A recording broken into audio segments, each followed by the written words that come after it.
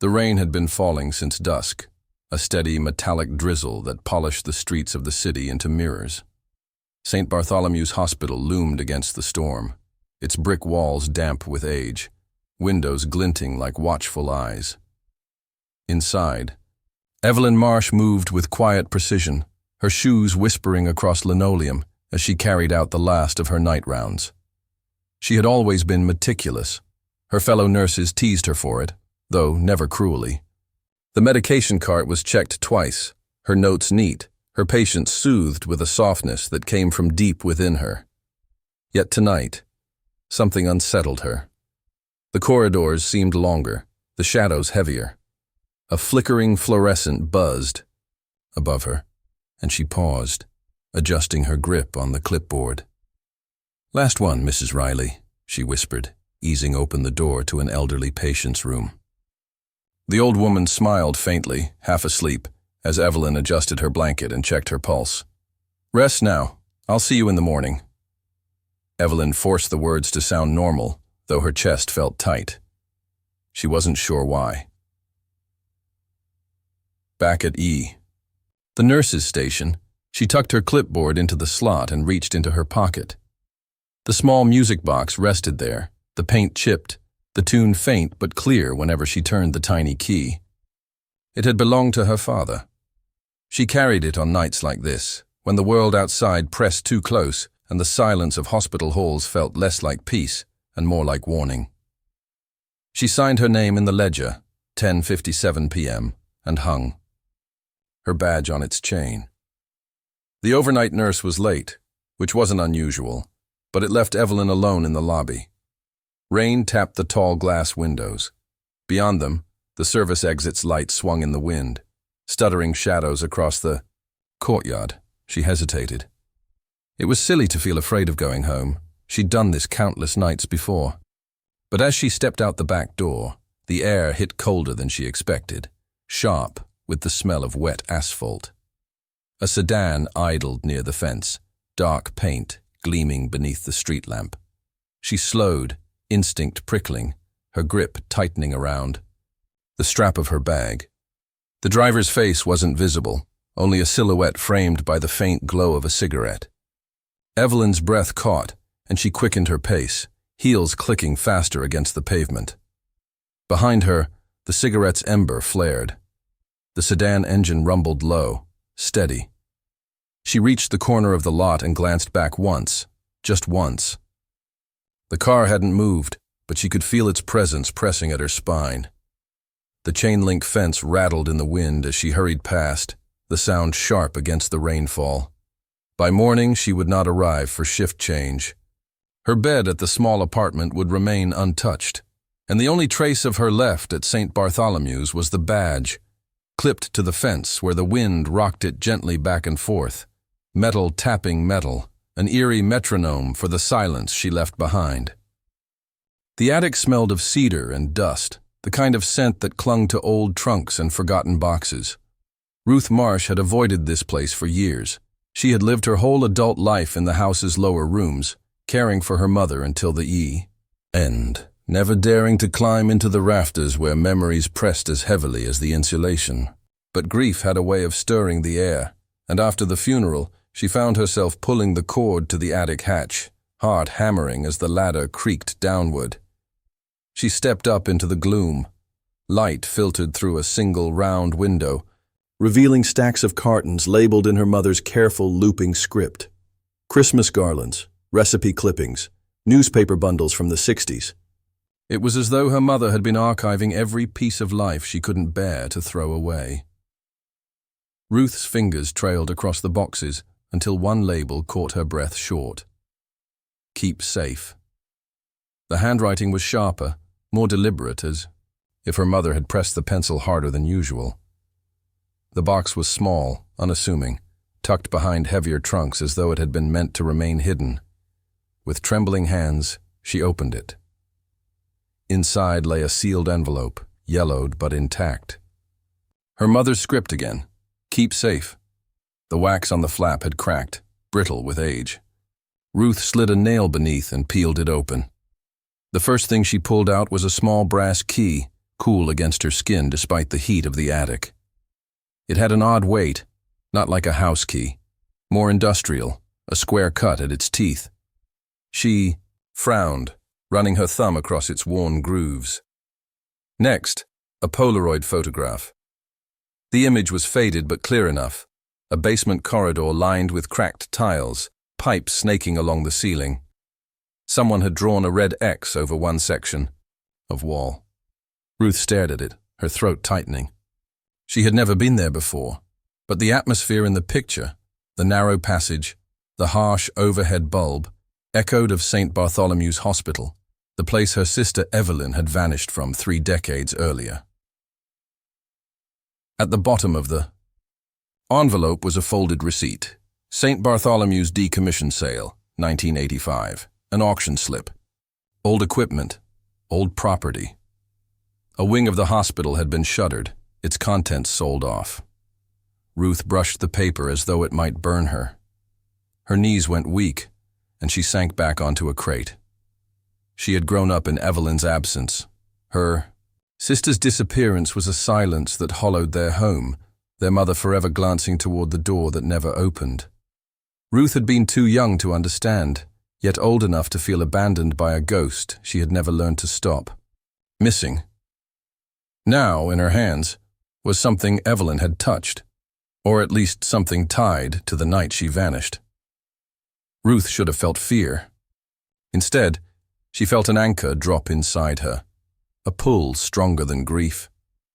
She closed the envelope carefully, holding the key tight in her palm. Whatever this was, it had waited 30 years. It could wait no longer. Downstairs, the house lay quiet. But Ruth already knew her next step.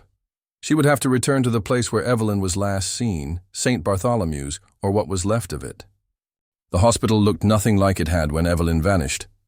What once stood as a proud red brick beacon now sagged in decay, its windows gaping like sockets, its roofline broken by years of storms.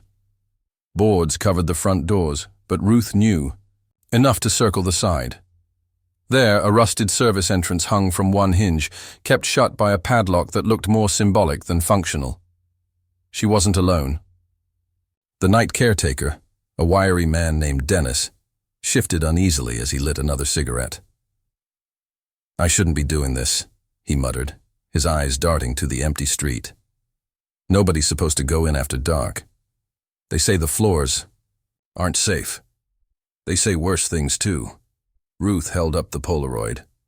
"Just one corridor, then I'll leave." Her voice was steadier than she felt. Dennis swore under his breath, but his keys rattled. A click, a groan, and the door yawned open, releasing a damp breath of mildew and rust. Inside, their flashlights cut thin cones through the dust. Paint peeled from the walls in curled sheets, ceiling tiles sagged like wet paper. Rats skittered through the debris. The air smelled of copper and mold. Every step Ruth took felt heavier, as though the floor itself wanted to keep her from moving deeper. They reached the shuttered wing, a corridor long sealed behind chained double doors. Dennis hesitated, staring at the lock. "That wing's been shut since '72, right after..." He stopped. His eyes flicked toward Ruth. "You know." She only nodded. The brass key in her pocket felt like it had grown warmer with each step. She slid it into the padlock. The teeth caught, resisted, then turned with a reluctant snap. The chains fell away, clattering onto the tiles. The corridor beyond was almost identical to the one in the Polaroid. Pipes ran overhead, water dripping, in slow intervals that echoed like a heartbeat. Ruth scanned each locker, each dented metal door. When she saw number 23, her breath caught. The wall behind it buckled just like the photograph. Paint blistered, plaster cracked. Dennis shifted behind her. "I don't like this." Ignoring him, Ruth pushed the locker aside with a screech of rust. Her flashlight beam glinted on a small iron panel inset into the wall, half concealed by layers of paint. She tried the brass key. It slid in smooth, like it had been waiting all along.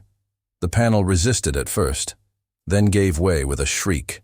Of corroded metal, dust and flakes rained down as something heavy scraped forward.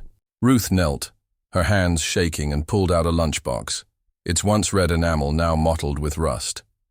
She pried it open. Inside lay a ledger, its cover swollen with age, pages mottled by damp. A nurse's cap, blood-spotted, sat folded beneath it, the fabric stiff in places. And wrapped carefully in gauze was a scalpel, its bone handle yellowed, the blade dulled but still gleaming in the flashlight's glare. Ruth's stomach lurched. This wasn't a keepsake. It was evidence, hidden, sealed, and meant to stay forgotten. Dennis stepped back, muttering a prayer. Ruth, though, couldn't move. She stared at the relics, the hospital's silence pressing in, and knew she had just opened something that would not close again. Ruth spread the ledger across the kitchen table, its swollen spine crackling like old bones. She had carried it out of the hospital wrapped in her coat, as if the walls themselves might have tried to keep it back. Now, under the yellow pool of the table lamp, she peeled back the first page and felt her throat tighten. The handwriting was tidy, almost clerical, but the entries chilled her more than any bloodstain. Each line listed a date, a set of initials, and a sum of money. Some bore the word foundling in the margin, others sealed. Payments tallied beside them, $50, $100, sometimes more. A cold economy spelled out in careful strokes. She flipped ahead, her hand trembling. March 1969, November 1970, January 1972. The entries stopped abruptly in June of that year. The same summer Evelyn vanished. Her eyes kept catching on a repeated flourish at the bottom of certain pages. Heart. Not printed, but signed. A bold signature, the pen pressed hard enough to dent the paper beneath. Ruth whispered the name aloud, as if the syllables themselves might answer her. Dr. Theodore Hart, the town's beloved pediatrician, the man who had delivered half the children she grew up with, the man whose smiling portrait still hung in the community clinic. She remembered the speeches at the hospital's closure ceremony, how Hart had spoken of progress and honor in healing. She remembered mothers clasping his hand with reverence, but here, on these pages, his name bound him to transactions that smelled of secrets. Ruth turned another page and stopped. One entry was lighter than the rest, the ink faded as if someone had tried to erase it. Her breath caught as she leaned closer. March 1972. Initials, R, and beside it, faint but legible, sealed. Her chest constricted. R. She mouthed the letter again. It was her initial. She pressed her fingers against the page as though to steady herself, though the paper felt more like a gravestone than parchment. The air seemed heavier, thick with the scent that clung to the nurse's cap she had pulled from the lunchbox. She lifted the cap from where it lay beside the ledger. The faint odor of carbolic soap rose up, stubborn, clinical, unchanged by 30 years. It was the smell of wards Evelyn had once walked, the smell of her touch. Ruth buried her face in the cloth for a moment, tears stinging before she could stop them. The scalpel lay wrapped on the table too, mute and waiting. She couldn't bring herself to unwrap it again. Instead, she pulled out a notebook and began copying each entry by hand, line after line, date after date. Her pen scratched through the silence, every stroke an act of witness. She would not let these names stay buried. When she reached the bottom of the final page, her hand cramped and her eyes blurred. She closed the ledger gently, as though sealing a coffin. Ruth sat back, staring at the pile of notes, the cap, the ledger. Her pulse thudded in her ears. She had expected ghosts in that shuttered wing, not ledgers with her own initial hidden inside. The music box Evelyn once carried lay on the table too, still rusted from the quarry damp. Ruth reached out and turned the key once. The tune wheezed into life. Fragile. Fractured. and beneath its broken melody a thought came sharp as glass. Evelyn had known something. She had prepared for this. The house had grown impossibly still. Even the rain outside seemed to have paused, leaving Ruth alone with the ledger, the nurse's cap, and the silence of 30 years. She couldn't bring herself to sleep. Instead, she went back to the rusted lunchbox, her fingers restless, as though the truth she had uncovered so far was only a doorway to something deeper. She shook the box gently. A faint rattle answered. She tilted it, and something slid in a hollow compartment beneath the rust-flaked bottom. Heart quickening, she searched the seams until her thumb brushed a ridge. With effort, she pried open a hidden false panel. Inside lay a cassette tape, its label curling at the edges, the ink faded but legible. "If I don't come home." E.M. Ruth's breath stuttered. Evelyn's initials, her sister's voice, locked. Inside a piece of plastic small enough to fit in her palm. It took her nearly an hour to find the old tape player in the basement, dust-caked, batteries corroded. She cleaned it with shaking hands, slotting the cassette in as though it was something sacred. The machine groaned to life, and then, Ruth. The voice was soft, strained, yet unmistakable. Evelyn. The years fell away in an instant. If you're hearing this, it means I didn't come back. I don't want to frighten you, but I need you to know what I saw. A pause, the faint hiss of tape. There are men who don't belong on the wards. They come at night, they whisper in Hart's office. They don't wear scrubs, they don't carry charts, they carry envelopes. Ruth pressed a hand to her mouth. I thought it was just rumors, but then I saw the records. Babies, Ruth, not orphans, not all of them. Some were taken, papers forged, names changed, adoption money exchanged in the quiet. I confronted Hart. He told me to remember my place. Evelyn's voice broke, but I couldn't look at my patients the same way again. The tape crackled. A chair scraped in the background. Evelyn's breath hitched. There's something else. I made a mistake.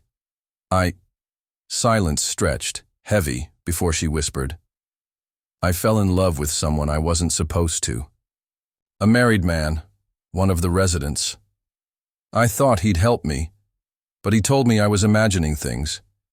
He said no one would believe me, that maybe I should just leave town quietly before I ruined everything. Her voice steadied, low and urgent. I can't leave, Ruth. I can't pretend. I've hidden what I found. If Hart or the judge tries to bury this, someone has to dig it back up. Please, if I disappear, don't stop looking. The tape ended abruptly in static, a sound like rain falling where no rain should. Ruth sat frozen, tears streaming unnoticed down her cheeks. 30 years of silence had just broken open, and her sister's voice poured through like water through a fractured dam. Evelyn hadn't simply vanished into the night. She had been silenced, and she had known it was coming. Ruth rewound the tape, listening again, each word carving deeper into her. Evelyn had left her a map, men in Hart's office, forged adoptions, a judge complicit, and beneath it all, the echo of forbidden love, of betrayal by someone she had trusted. She switched off the recorder, her reflection faint in the dark kitchen window. The night outside seemed to pulse with unseen eyes. The tape had given her Evelyn's voice back, but it had also given her enemies she could no longer ignore. Ruth did not sleep. She couldn't. The cassette still sat on the table beside her like a living thing, Evelyn's voice bleeding through her thoughts long after the tape had stopped. She made tea, let it go cold, lit a candle, then let it burn to nothing. And still, the night felt endless. At some point, her gaze drifted back to the lunchbox. The false compartment where she had found the cassette seemed deeper than it should have been, as if the box held another secret. She turned it, over-tapping at its seams. Her fingernail caught on a strip of tape. She pulled gently, then harder, until a folded document slid free, brittle with age. It was a certificate. Ruth spread it flat against the table, her hands trembling as though she were touching fire. Certificate of birth, issued March 1972, Mother's name leapt from the page, Evelyn Marsh. The father's name had been left blank. And in the line for child, one letter, one initial, seemed to burn itself into her eyes. Ruth Marsh. The room tilted. She staggered back from the table, clutching the edge of a chair to steady herself. No, it couldn't be. She had always been told she was Evelyn's younger sister, the child their mother had late in life, a small miracle after Evelyn was already grown. That had been her family story. The truth stared up at her now, plain and merciless. She wasn't Evelyn's sister. She was her daughter. Her knees gave out and she sat hard on the floor. 30 years of memory buckled in on themselves. The hushed arguments between her mother and neighbors. The way Evelyn had been protective of her in photographs, holding her not like a sibling but like a child. The looks she had caught sometimes, pitying when people in town whispered in corners. It had all been there. She had never seen it, because she hadn't wanted to. She pressed her fists to her eyes, shaking. No. No, no. But denial couldn't erase ink on paper, couldn't erase Evelyn's trembling voice on the tape. Evelyn had spoken of a forbidden love, of a resident who turned cold when she begged for help. Ruth's stomach twisted as the pieces slid together.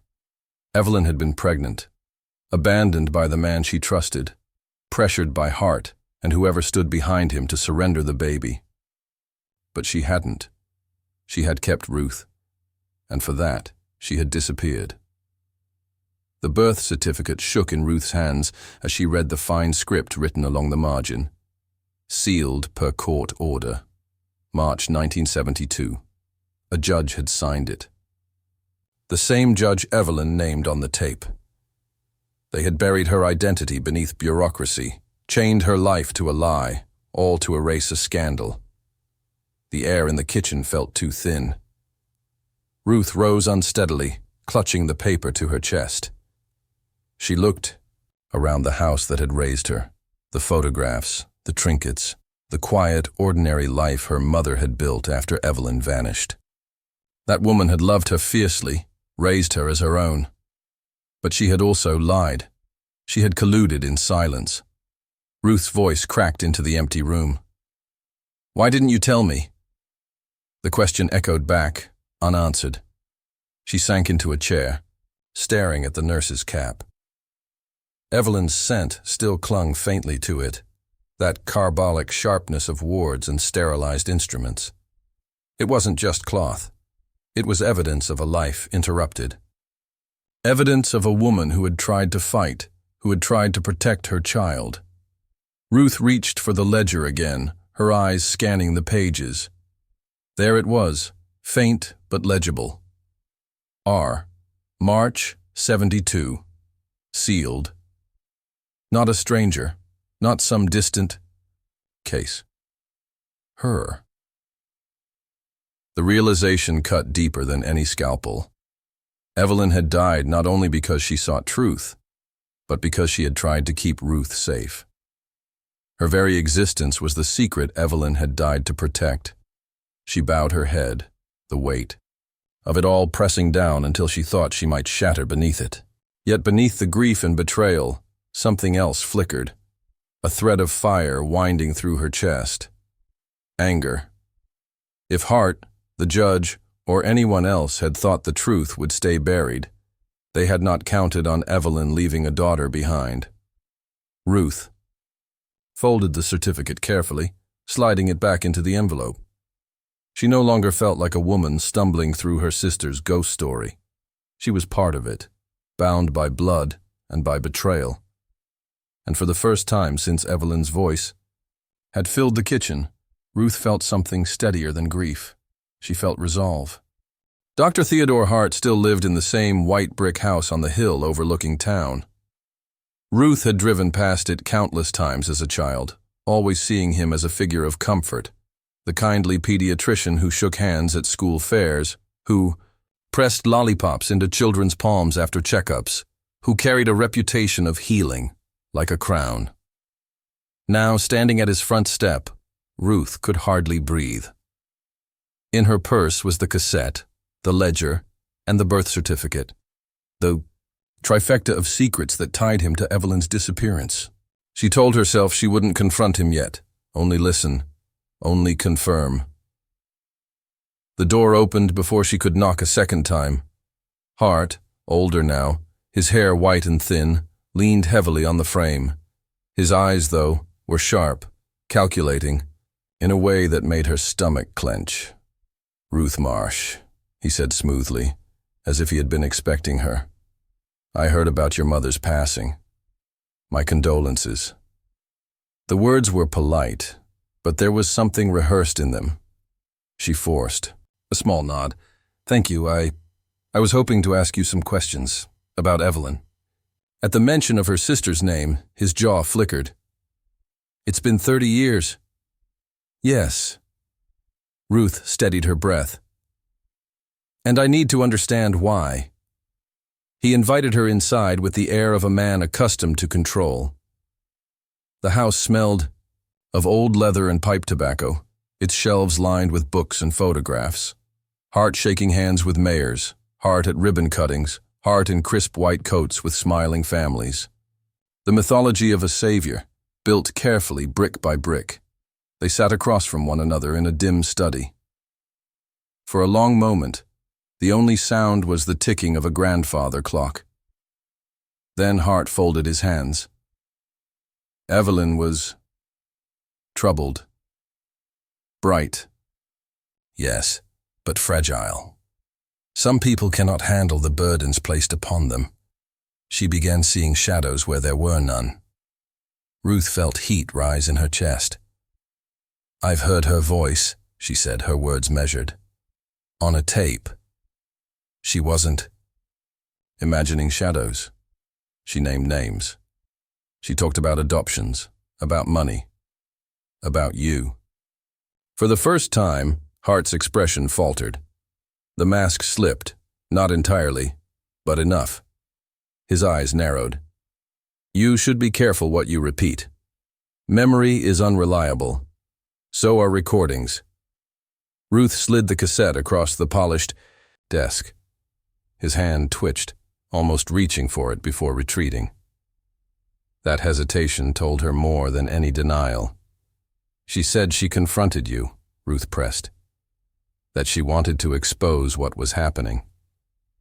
And then she vanished. Hart leaned back, his smile returning, brittle at the edges. "Your sister was infatuated with a married man. That sort of heartbreak twists the mind. She threatened to leave, to ruin lives, to take her condition public. I tried to help her, but she was unstable." Ruth's nails dug into her palm. "Unstable enough to vanish into thin air." Silence stretched. The clock ticked on. Hart exhaled slowly, his eyes sliding to the ledger, poking out of Ruth's bag. "There are things," he said softly, "that you do not want to dig up. Mercy, Miss Marsh, sometimes looks like silence. Ask yourself what good will come from disturbing graves best left shut." The menace beneath his civility chilled her more than raised voices ever could. He wasn't pleading, he was warning. Ruth rose, her pulse hammering. She slid the cassette back into her purse. "You may have convinced the town, but you don't convince me." Hart's smile widened, though it did not reach his eyes. "Then I suggest, for your sake, that you learn to live with unanswered questions. For Evelyn's sake." The words followed her out of the house like smoke, clinging, suffocating. By the time she reached her car, Ruth's hands were trembling so hard she nearly dropped her keys. But she knew now, Hart was guilty. The only question left was how much of Evelyn's story he had buried with her. The chapel was colder than Ruth expected. Candles flickered in alcoves, their small flames struggling against the draft that seeped in through stone walls. She sat in a back pew, clutching her purse to her lap. In it lay the cassette, the birth certificate, the ledger. Every secret she carried now felt heavier with each passing day. She had written to Sister Agnes, the former head nurse of St. Bartholomew's, not knowing if the woman would even answer. But the reply had come quickly, a note written in neat, disciplined script. Come to the chapel. After Vespers. The door creaked, and Ruth turned. A small, stooped figure entered, wrapped in a black habit, her steps careful but steady. Time had bent Sister Agnes, but her eyes were clear, sharp with memory. She slid into the pew beside Ruth, her hands folded neatly in her lap. You look like her, Agnes said without preamble. Evelyn, same eyes. Ruth's throat tightened. You knew her well? Agnes nodded once. I kept the rosters, the supplies, the accounts. Evelyn worked hard, too hard, and she noticed things other girls ignored. What kind of things? Ruth asked, though her heart already knew. Agnes's gaze shifted toward the altar, as though seeking forgiveness. Numbers that didn't balance.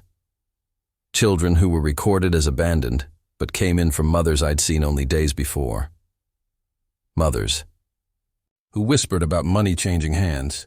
Evelyn came to me with questions. I told her to leave it alone. She wouldn't. Ruth leaned forward. She left a recording. She said she saw men in Hart's office, that she found falsified records. The nun's jaw tightened. Yes, I saw her there one night. She had papers in her hand. She said she'd expose it. I begged her to be quiet. Agnes's voice cracked on the word. She told me, if we don't speak, who will?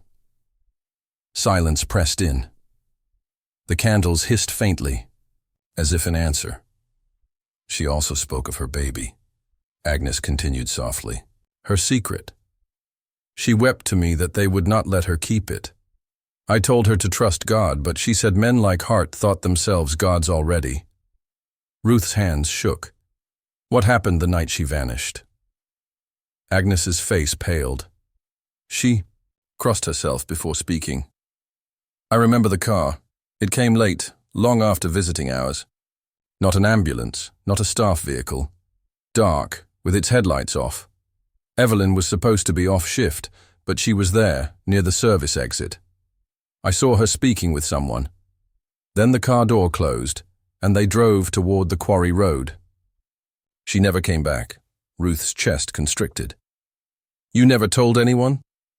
Agnes's eyes filled with tears. I tried. I wrote to the board, to the diocese. No one wanted to hear. Hart was untouchable then. He was their golden physician. And I... Her voice broke into a whisper. I was a woman bound by vows. They told me to hold my tongue, to keep the hospital's honor. The admission sat heavy between them. Ruth reached out, taking Agnes's hand. You kept count, she said quietly. Even if no one listened, you counted. Agnes nodded, squeezing her fingers weakly. I always prayed someone would come asking, that someone would finally open what Evelyn could not. The chapel bell tolled softly in the distance, shivering through the stones. Ruth knew then that she had enough to stop whispering, enough to start shouting. Evelyn's truth was rising. The quarry had always been a place of rumor. Children dared each other to climb its cliffs. Teenagers drank in the hollow where rainwater collected, and older folks whispered about the accidents that had swallowed cars whole. Ruth had avoided it her entire life. Now she stood at its edge, staring down into a pool of green-black water that seemed bottomless. The sheriff's department had been reluctant.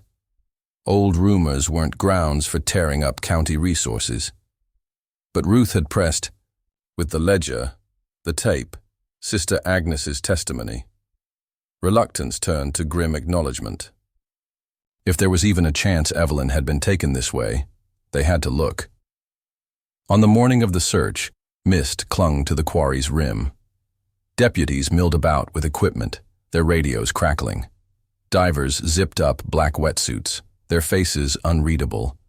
Ruth stood apart, clutching Evelyn's music box in her pocket, as if the fragile object might anchor her against what lay beneath. "Visibility's near zero down there," one diver muttered as he adjusted his mask. "Might as well be swimming. In ink," the sheriff nodded grimly. "Then trust the cables. If something's down there, we'll bring it up." Ruth turned away from the water, unable to watch as the divers slipped beneath. Minutes stretched into an eternity. The quarry was silent except for the faint hum of the winch and the occasional echo of birds wheeling overhead. Then, movement. The cable strained, taut as a bowstring. A shape emerged, murky and distorted, until it broke the surface with a sickening groan of metal. A sedan, coated in algae and mud, water sluicing from shattered windows.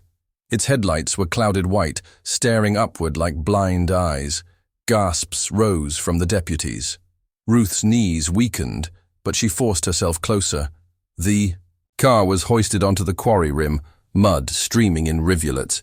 30 years underwater had warped its body, rust carving deep scars, but it was still intact enough to hold what it had been hiding. A deputy pried open the driver's door. Inside, waterlogged fabric sagged, and tangled wires hung like entrails. In the passenger seat, something pale gleamed through the muck. Bones, delicate, curled in the posture of someone who had once fought, then folded. The coroner's voice was low, reverent. "Female remains, long submerged." Ruth pressed her, hand to her mouth, tears burning her eyes. She had imagined this moment for years. The proof, the body, the end of doubt.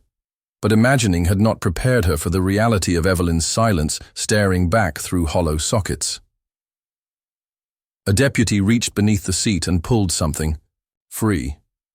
Mud clung to it, but as he wiped it clean, Ruth recognized the chipped paint, the small key still rusted into its side.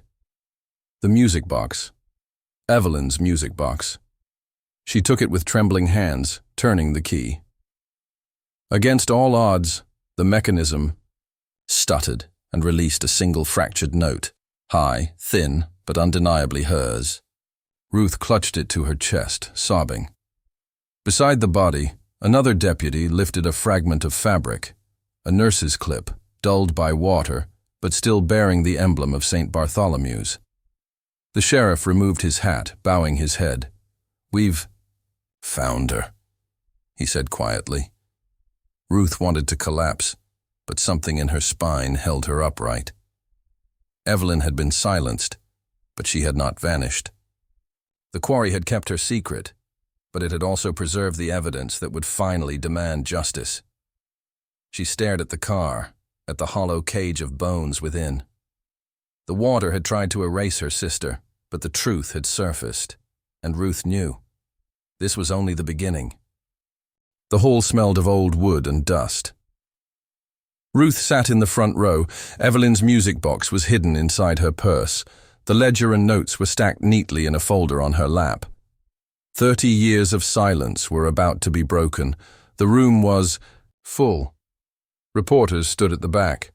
Families filled the benches. Some came out of curiosity. Others came because the ledger carried their names. Some held rosaries. Others carried photographs. A heavy weight pressed down on everyone. When the officials entered, the crowd rose. Ruth stayed standing a moment longer. Her legs shook, but she did not bend. She had promised Evelyn she would not look away. The first images appeared on the screen. The rusted car, the water inside, the nurse's badge, the hidden shape still inside. Murmurs moved through the crowd. A deputy lifted the music box.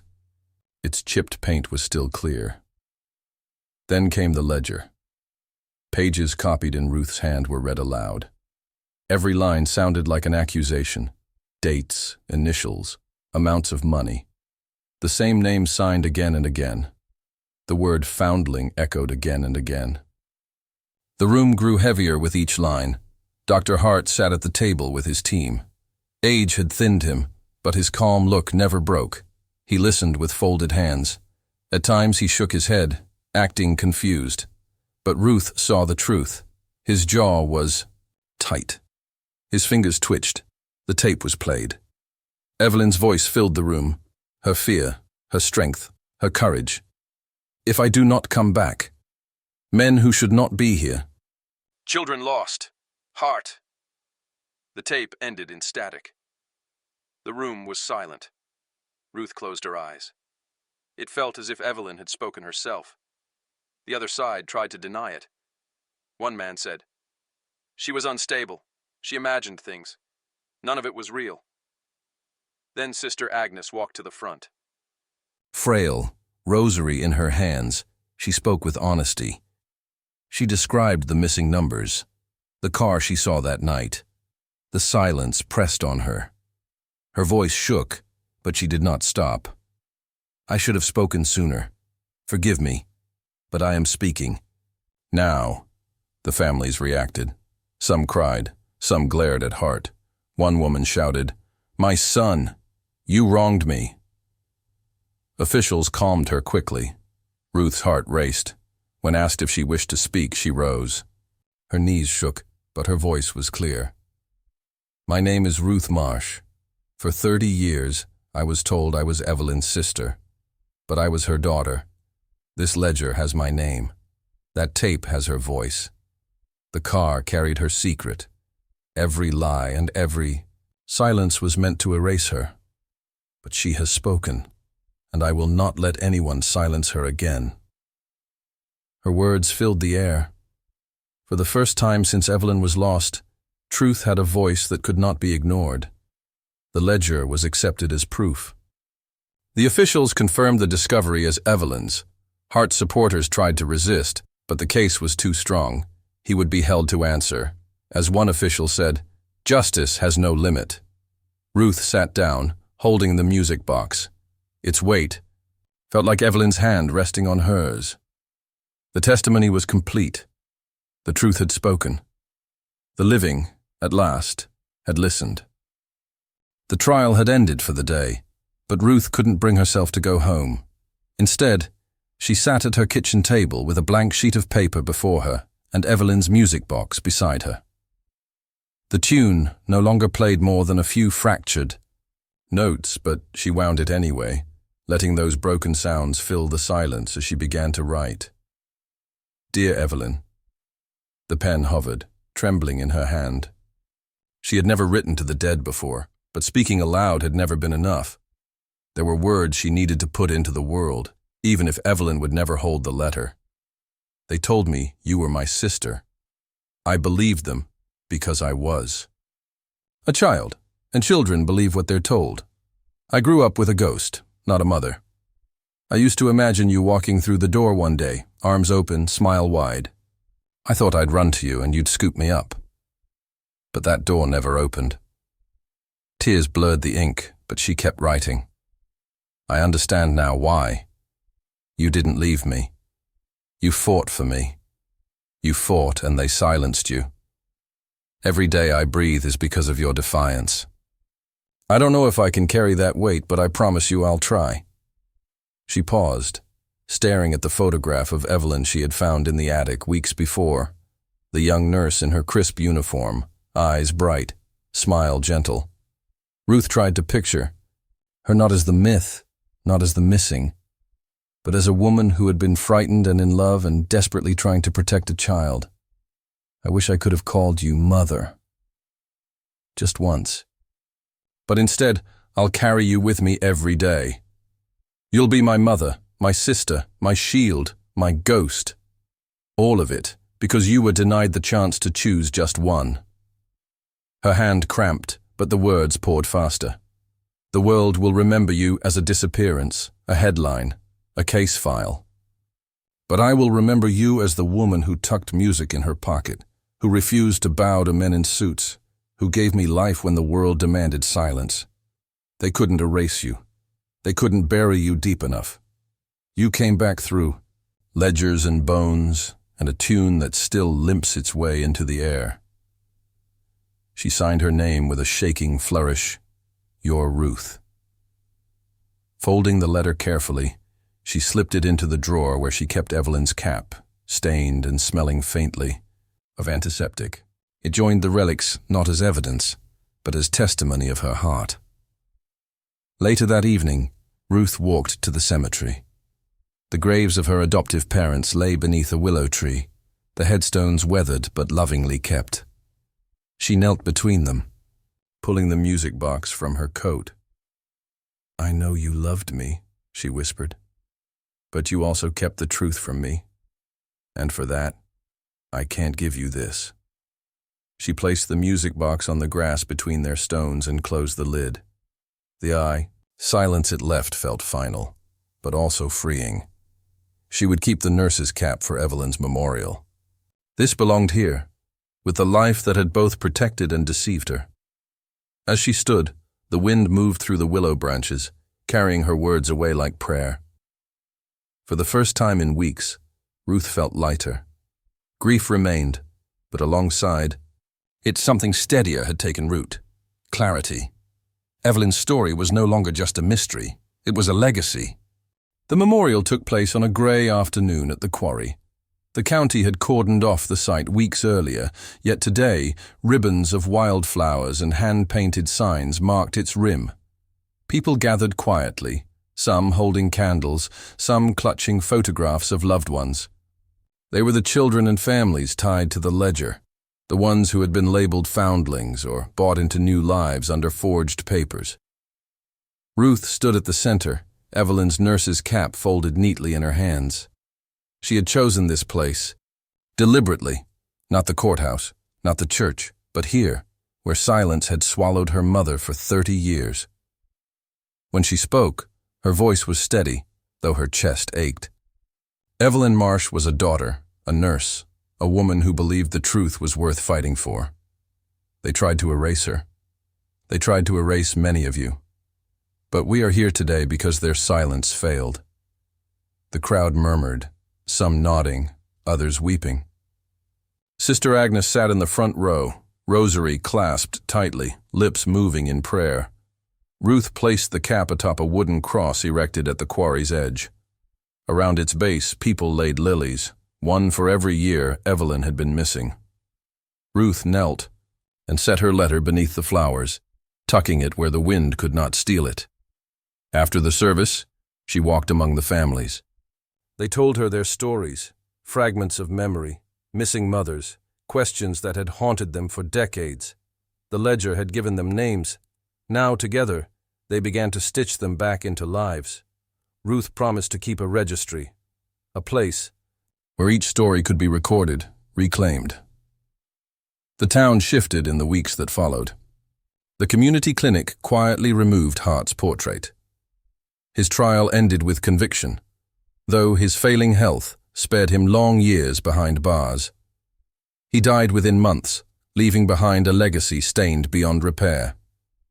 Newspapers called it the St. Bartholomew's scandal, but Ruth refused to let Evelyn's name be reduced to a headline.